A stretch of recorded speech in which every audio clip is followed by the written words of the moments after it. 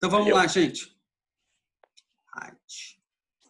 Estamos na apostila 3. Uhul! Mais algum uhul aí comigo? Não. Então vamos. Uhul. Não vá. Obrigado. Instrumentos óticos, tá? É uma parte bem teórica, mas em cima de tudo que nós já vimos, tá? Então nós vamos começar primeiro com a máquina fotográfica, né? A máquina fotográfica, o celular de vocês, ela tem uma lente chamada de objetiva, né? Se você olhar aqui, ó, bonitinho, deixa eu ver, deixa eu mostrar aqui. Como é que eu faço para mostrar? Cadê minha câmera? Aqui, ó. Esse é o meu celular, ó. Ele tem duas câmeras, né? Mas, ó, dá para ver. Cadê o dedinho? Tá aqui. Aqui, ó. Tá vendo essa aqui, ó? Ela tem uma lente. Essa lente que dá para ver, ó, esse azulzinho aqui, essa bolinha azulzinha. Será que eu consigo mostrar o mouse? Não consigo. Então, ó, tá aqui. Ela tem uma lente, essa lente brilha, né? E ela tem função de objetiva. Professor, e essa segunda aqui, essa segunda câmera, no caso do meu celular, um Motorola, um M da Motorola, ele é uma câmera de infravermelho, tá? Ela teoricamente serviria para enxergar no escuro. Até hoje não vi utilidade para ela. Então, essa lente, e no fundo eu tenho o meu CCD. No caso, hoje em dia, todas as máquinas são digitais, né? Então, ó, aqui eu tenho meu sensor. O sensor é chamado de CCD, tá? Então, esse meu CCD é o que define, é a quantidade de... São pequenos sensores, tá? São minúsculos sensores, minúsculos mesmo, tá? E cada um, ele capta um pixel, tá? Um quadradinho. Por que você está falando isso, maluco? É o seguinte, quando eu fiz física, o curso de física em 1999. Fiz em 1999, tá? E o meu professor de Física 1, ele falou o seguinte, em 1999, há 20 anos atrás, 21 anos atrás, ele falou o seguinte, que as máquinas digitais, olha o que ele falou, eu adoro gente que faz previsão e erra, porque eu também fiz meu doutorado pela previsão. Ele previu o seguinte, que nunca as máquinas digitais teriam a mesma resolução das máquinas analógicas. Uma máquina analógica nunca seria substituída por uma máquina digital. Tá? Por quê? Por causa do tamanho do arquivo e por causa da quantidade de sensores que você ia ter que ter. Tá? Porque aí é o seguinte, para cada pixel, tá? Presta atenção, para cada pontinho, você precisa ter 3 sensores. 3. Por que 3, maluco? Porque o sensor, todas as fotos que eu conheço, todas as máquinas, todos os celulares que tiram foto, eles tiram foto colorida. Então, eles precisam ter 3 sensores. Do tal do RGB, lembra?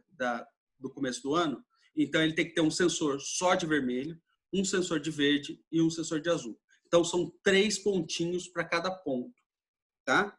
Aí, você pensa o seguinte, uma foto que tem resolução de... Hoje, uma foto tem resolução de 16 megapixels. 8, 16 megapixels. Para cada pixel, você tem que ter 3 sensores. Então, 16 vezes 3, 48? Tem que ter 48 milhões de sensores. Numa plaquinha minúscula. Então, foi graças à redução dos elementos, né, dos sensores, que hoje é possível você ter uma máquina fotográfica na sua mão, no seu celular. Outra coisa também que foi possível foi o tamanho do arquivo, né? Antigamente, em 1999, você falar de 1 gigabyte era uma coisa de outro mundo, tá? Os chips de memória, eles iam até... Eu lembro que eu tinha um pendrive que tinha... Quantos? Que tinha 16 mega. O pendrive inteiro tinha 16 mega. Era o tamanho tamanho do pendrive de hoje. Eu acho que era até maior que esse daqui. Ele tinha 16 megabytes. Então, hoje, a capacidade que a eletrônica evoluiu de acumular dados é, sim, uma coisa inimaginável, né? Então, aí eu tenho os meus sensores, eles captam a luz, cada sensor capta uma cor e aí ele forma a imagem. No sensor, a imagem é formada de cabeça para baixo, mas isso ninguém liga, né? E eu tenho uma coisa chamada diafragma. Diafragma, deixa eu ver se a minha máquina fotográfica dá para perceber. Cadê minha máquina fotográfica? O que é o diafragma? É o seguinte, o celular tem diafragma, professor? Não, não tem diafragma, porque ele fica exposto diretamente. Também não tem diafragma. Ó, eu vou stop sharing. Vou colocar bem perto da câmera. Ó, tá vendo? Eu tenho a lente ali no fundo e no final, lá no fundinho, tem um negócio cinza. Aquele lá é o CCD, são os sensores, tá? Por que você está falando isso? Tinha umas máquinas digitais antigas que quando você dava o toque, ele abria e fechava o diafragma, que é para deixar a luz entrar, né? Agora não precisa mais. Aqui ele fecha, o diafragma é esse aqui, ó, meu diafragma. Ele fechou, né? Eu desliguei a máquina, ele fecha para não deixar a luz entrar, tal. Mas hoje os CCDs já são protegidos contra isso, contra a luz, não tem problema, eles podem ficar abertos diretamente. A Mariana Xavier está querendo entrar. Tá? Então, na minha máquina analógica ou nas velhas digitais, eu tenho um botão, esse botão, quando ele aperta, ele abre o diafragma. Ele abre o diafragma, deixa a luz entrar e a luz vai sensibilizar o sensor ou filme. Hoje em dia nós não temos mais isso, né? O que mais que eu precisava falar? Esse diafragma, ele deixava, se você... Nossa, puxa, tinha uma técnica de filmar raio que era assim, imagina o filme tá aqui, tá? Ele tinha um motorzinho, então ele ficava rolando e você abria o diafragma e ficava apontando para onde ia cair o raio.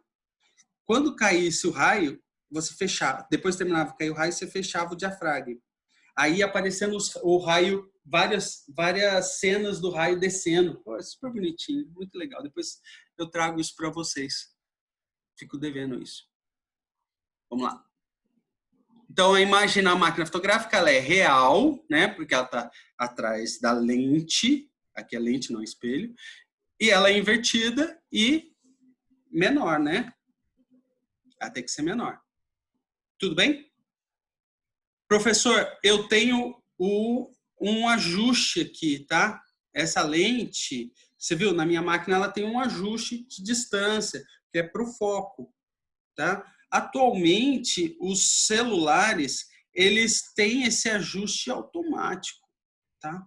Esse ajuste, ele é feito via software. Nossa, é uma coisa do outro mundo, né? Muito legal.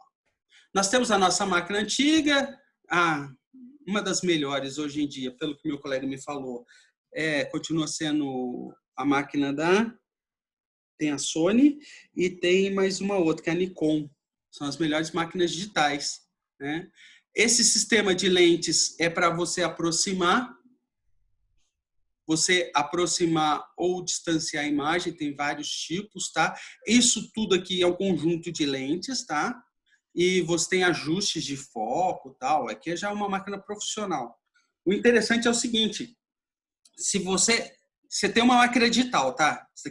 Essa aqui, pelo que eu estou vendo aqui, é uma máquina da Sony.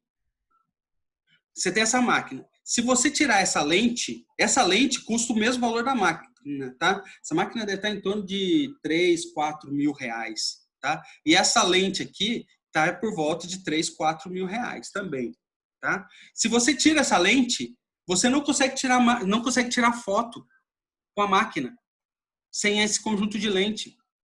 Por quê? Porque o CCD está exposto, você não tem foco, tá?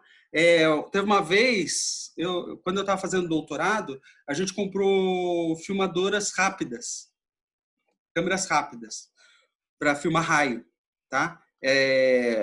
O que são câmeras rápidas, maluco? São câmeras que tiram...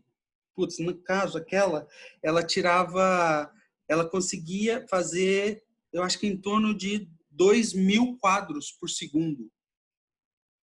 Consegue imaginar 2.000 quadros por segundo? Então, ela tinha uma velocidade, ela tinha que ser uma filmadora projetada para isso. E aí, quando chegou, eu falei, pô, eu quero ver se funcionar, né? Fui ligar, falei pro cara, falei, ó, vamos ligar. Quando liga, não sai nada, não aparece nada na imagem. Eu falei, pô, por que não tá aparecendo nada? Porque nós esquecemos de comprar lente. E aí não tinha foco.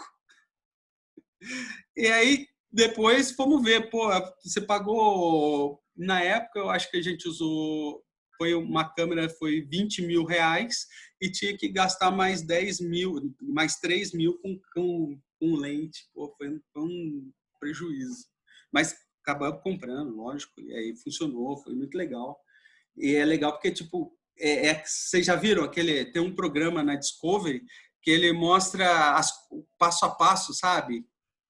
A gota caindo, o balão explodindo, né? Você estourando um balão, ele quadra a quadra, assim, pô, fica muito legal. E o raio também, a gente percebe deu para sacar várias informações do raio. O problema é a gente conseguir filmar ele.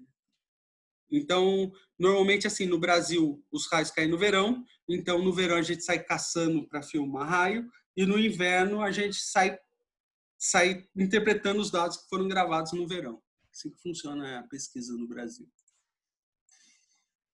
Essa aqui é uma máquina antiga, né? Mesmo método, só que no fundo aqui você tem um filme.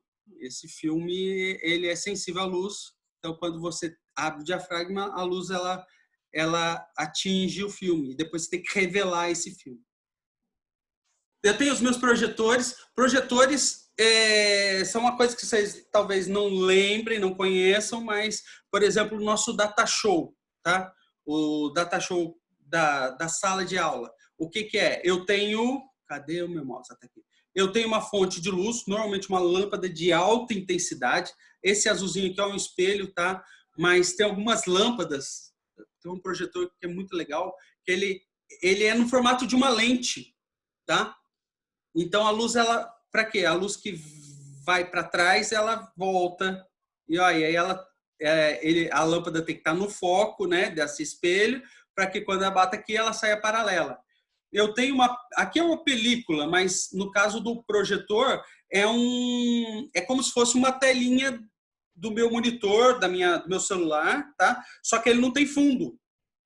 Então, a luz bate nele e aí projeta uma imagenzinha de cabeça para baixo para que saia na tela de cabeça para cima. Muito legal. Então, eu tenho meu projetor, já falei dele, né? Mas, professor, então...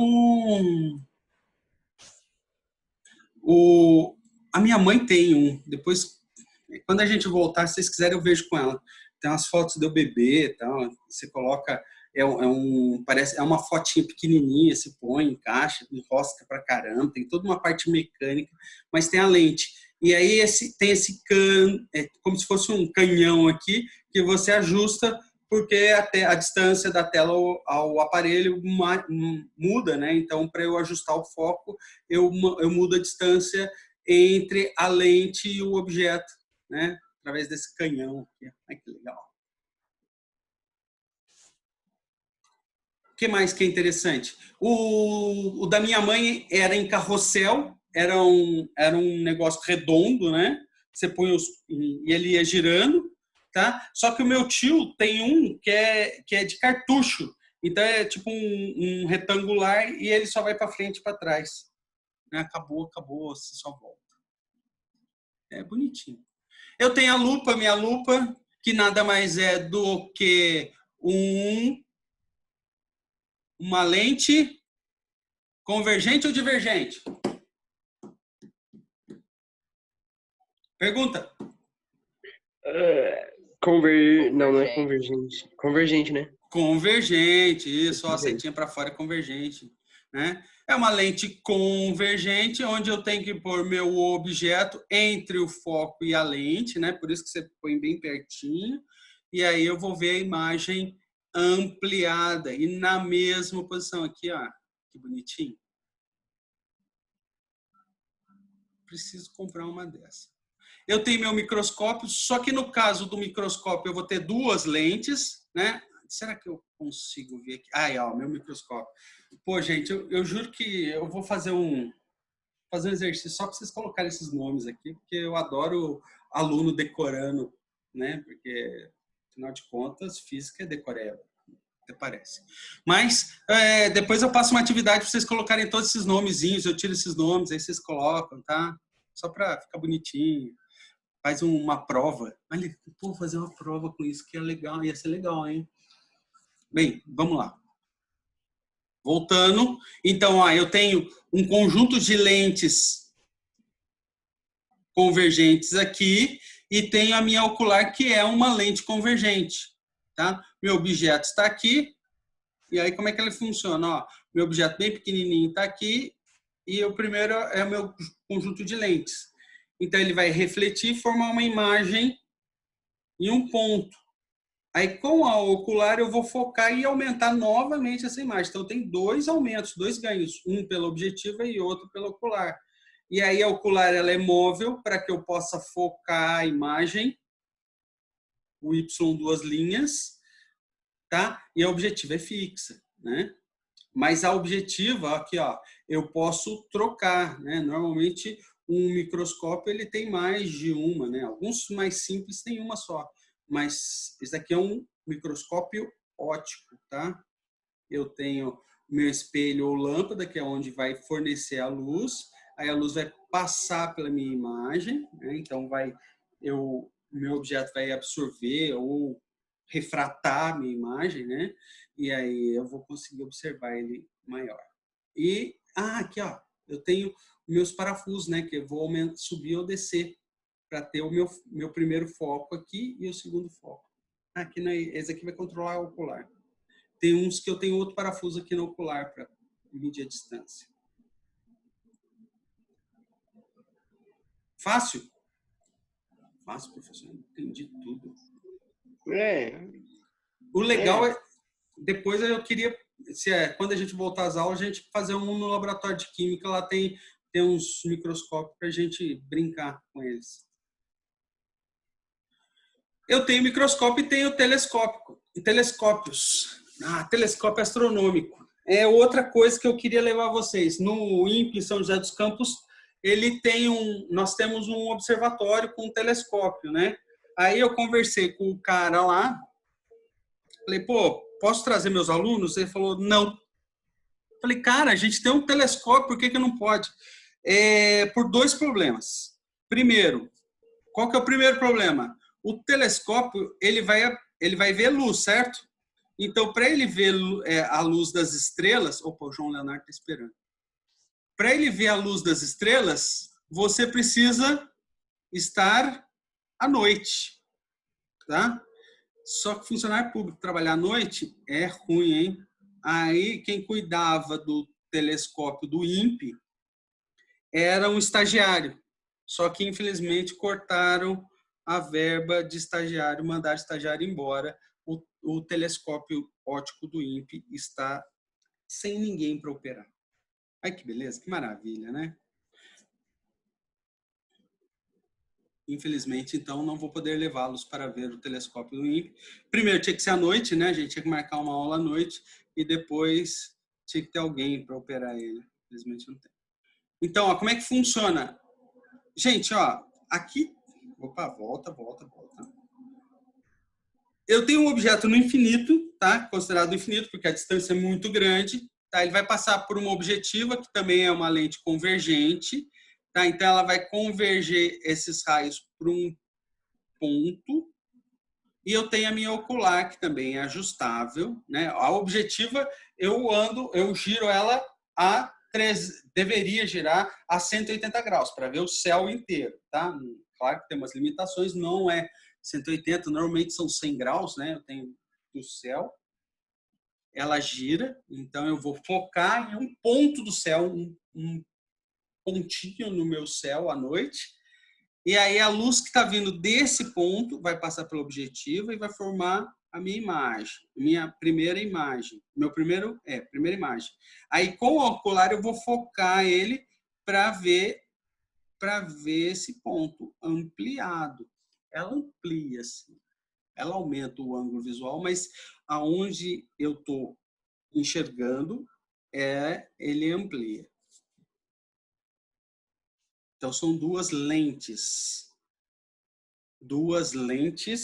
convergentes.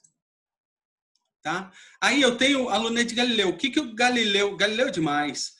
O problema é o seguinte, tá? Ah, professor, legal, né? Só que ó, aqui eu estou vendo o objeto de cabeça para baixo.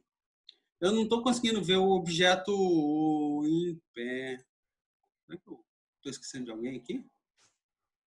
Não. Está todo mundo aqui. Eu vejo o objeto de cabeça para baixo. Então, para ver o objeto em pé, o nosso super Galileu montou Aí é uma luneta, né? Porque imagina você pegar... Você está no navio, você vai ver o mar lá, o outro navio, você vê o outro navio de cabeça para baixo, dá uma sensação estranha, né? Então aí ele fez essa luneta em forma de Y, né? Porque ó, aqui é o eixo da luneta e você tem uma saída em Y para você com uma lente divergente, né? Uma lente convergente, uma lente divergente para você poder ver a imagem ampliada e em pé. Ó, a objetiva forma de cabeça para baixo, é a primeira imagem, e a imagem da objetiva ela inverte novamente pela lente divergente e você consegue enxergar ela.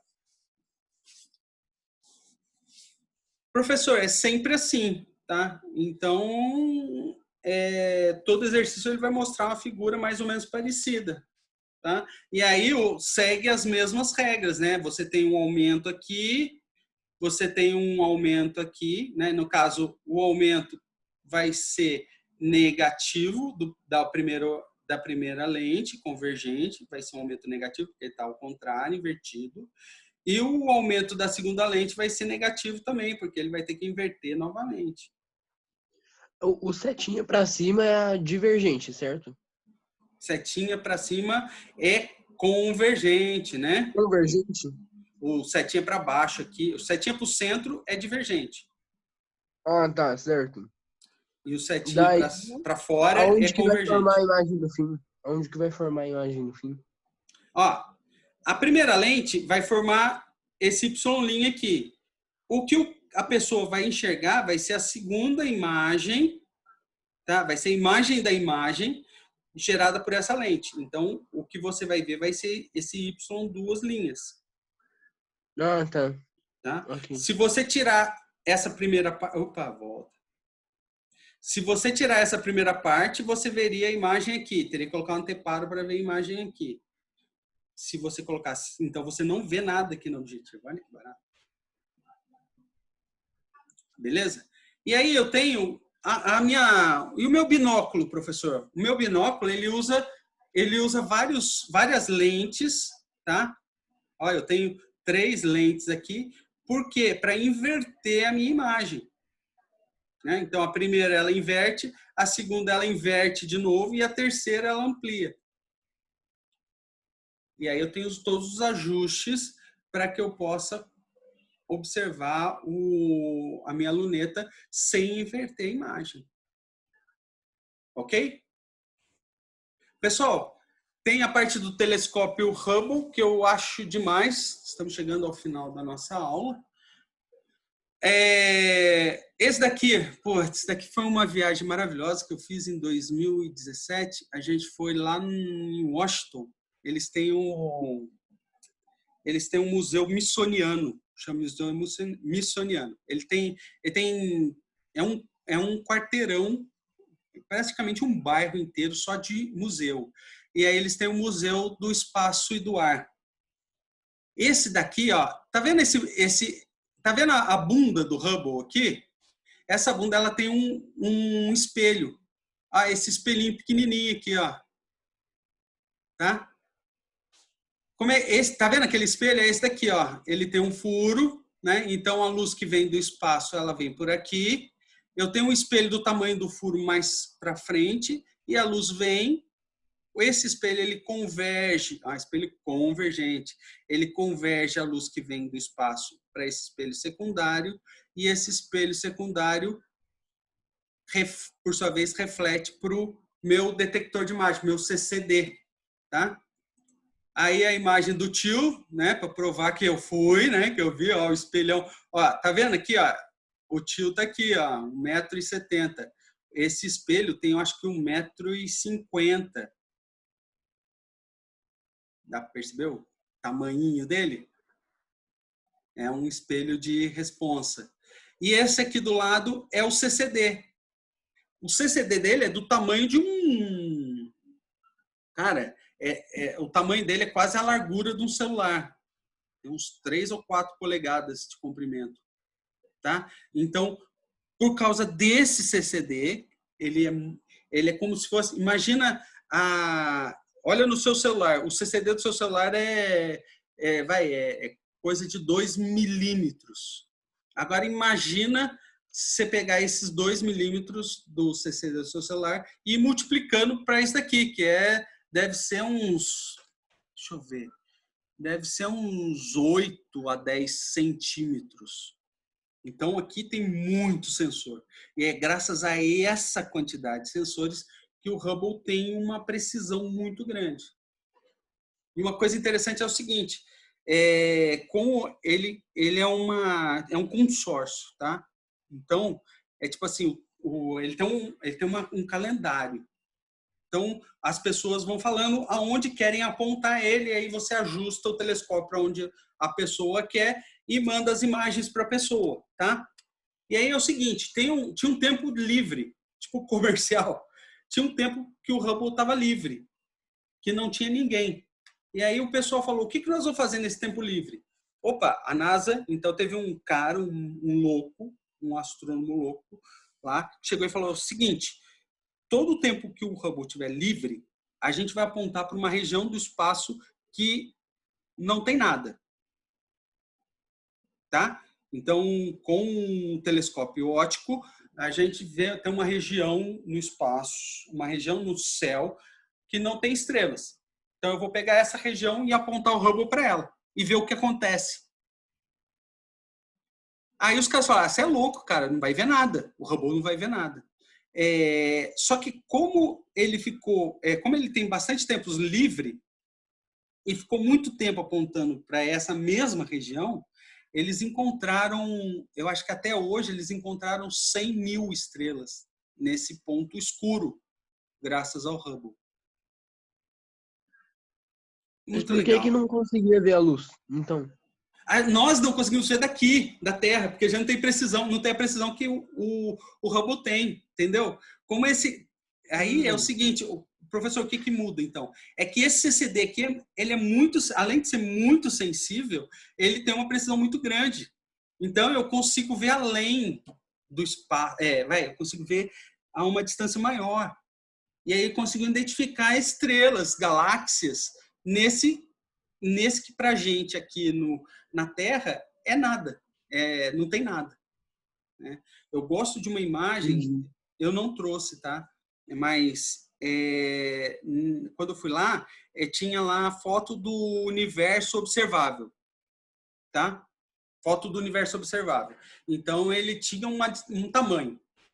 E aí eu lembro que um aluno meu lá do Poliedro, ele me mandou uma foto do universo observável hoje. E é tipo 1 milhão de vezes maior do que o universo de 1980. Então a gente está cada vez mais expandindo o nosso conhecimento do universo. E o universo está aumentando. Quer dizer, não é que ele está aumentando, nós estamos conseguindo ver cada vez mais longe. Graças a um dos principais atores desse aumento é o telescópio espacial Hubble. E aí é legal, aqui ó, deixa eu ver, será que eu consigo tocar? Ó, tá vendo isso daqui? É um vídeo de 5 segundos, porque é o seguinte, esse ano eu fui Eu fui lá no Kennedy Space Center, lá na Flórida. E aí, esse vídeo, lá eles têm outra cópia do Hubble, né? E aí eu filmei o Hubble que eles tinham lá, bonitinho, né? Pelo jeito não apareceu aqui. E aí, o interessante no Kennedy Space Center é o seguinte, que quando colocaram o Hubble no ar, no espaço, ele não funcionou. Ele tinha um problema na lente. Teve que ser feita uma conversão para que tivesse foco no CCD. E aí, para cada missão de concerto do Hubble, eles tinham lá uma telinha, lá, um painel com a missão espacial que foi consertar. Esse aqui... Professor, por que na Terra focava e daí só por estar no espaço não estava focando? Hã? Por que quando estava na Terra focava e quando foi para o espaço não estava focando? Não. Pelo que eu entendi, foi o seguinte, tá? Pelo que eu entendi, meu conhecimento, não tenho certeza disso. Mas o que aconteceu foi o seguinte, quando você lança alguma coisa no espaço, você tem que atingir, não sei, cento e poucos quilômetros por segundo. Essa velocidade é muito grande e isso causa muita vibração, tá? E aí essa vibração do lançamento do foguete Desajustado. desajustou a lente do Hubble. Então, eles tiveram que fazer uma missão, acho que é a missão da Atlantis, se eu não me engano. Não foi da Atlantis. Foi outro ônibus espacial. Eles fizeram uma missão, os astronautas tiveram que ir lá e fazer ajuste na lente. Eu acho que eles colocaram uma outra lente para conseguir convergir a luz no CCD. E aí deu certo, aí foi graças a isso que o Hubble ficou funcional, senão ele ia virar lixo espacial. Tá? Aí as outras missões que eu saiba foi para trocar bateria, porque bateria estraga, né? Que nem o nosso celular, sabe? Fica usando muito tempo, a bateria perde, tem memória. Então tem outras missões que foi para fazer ajustes no Hubble. Sim. Esse daqui também foi lá, tá em Washington, tá? No Museu Smithsoniano.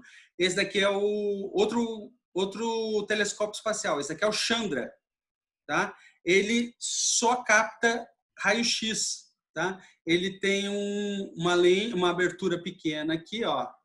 E aí o raio-x entra, você tem como é que fala?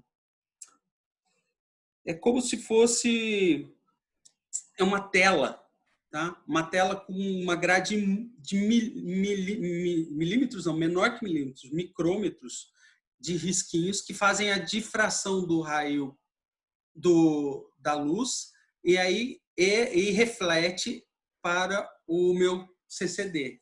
Tá? Ele faz uma conversão, só que esse CCD ele é para captar raios X. Tá? O Chandra também é usado, mas como ele não mostra imagens tão bonitas quanto o Hubble, então ele não tem a mesma propaganda. E para acabar a aula de hoje, eu achei muito legal isso, eu trouxe para vocês. Ó, sabe o que é isso aqui? É a privadinha espacial.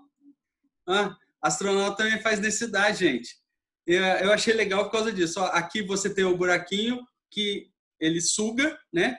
O astronauta ele tem que segurar porque você não tem peso, então você tem que segurar nessas manoplas para encaixar o bumbum no assento.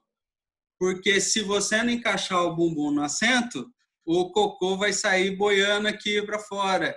Olha que legal. Outra coisa interessante que eu gostei, aqui tem um reservatório aqui atrás, né? Então você tem, ó, suporte para prender seu pé e segurar as mãos para fazer as suas necessidades.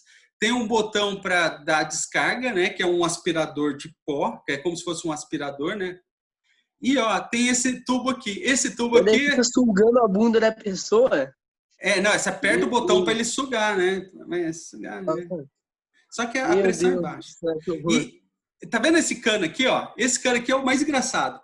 Esse cano é o cano do líquido, tá? E aí eu fui na palestra do nosso ministro da tecnologia, o Marcos Pontes, e ele falou o seguinte, que cada astronauta ele tem um adaptador de silicone, tá? ele tem um adaptador de silicone que encaixa nessa ponta e aí você bota no negócio, né? Bota no negócio para fazer xixi. E no caso dos homens é uma mangueira, no caso das mulheres é um negócio para encaixar lá naquele lugar, né? E aí você aperta o botãozinho, ele dá uma pressãozinha para levar o xixi embora. E aqui é o cocô. Outra coisa interessante que o Marcos Pontes falou para a gente, que eu não fazia ideia, é o seguinte: na estação espacial, o banheiro ele é lotado de lenço umedecido. Aí ele explicou o porquê, que é o seguinte: isso daqui não é 100% garantido que ele vai sugar tudo. Então, às vezes, a pessoa solta, ficam fezes boiando, navegando aqui pelo espaço. Então, você tem o lenço umedecido para catar esses restos de xixi e cocô e Nossa, limpar. que legal. É muito legal, muito E legal. fica flutuando, meu Deus do céu. Fica flutuando. Se você, vamos supor que você deu Bate na sua descarga. cara, João. Hã? Vai bater na cara dos outros. Não, então, para não... Flutuando lá, isso aqui é fechado, né? É um cômodo, né? Então, você saiu, você tem que dar uma olhadinha, vai que de repente sobrou um resto de cocô boiando aqui, flutuando aqui, aí você pega o lenço umedecido e joga aqui no buraquinho. Tá, já manda. Nossa, caguei e minha bosta tá flutuando. Calma, deixa eu pegar com o lencinho. Meu Deus, deve ser muito estranho. Deve ser estranho. Não, o pior é o xixi, né? Pô, você de repente vai... Você fez xixi, só que sempre sai uma gotinha, aí você vê a gotinha lá boiando e fala, pô, deixa eu pegar a gotinha aqui, né? Meu Deus. Meu Deus. Meu Deus. Gente, era isso que eu tinha para mostrar para vocês. Caraca, que horror.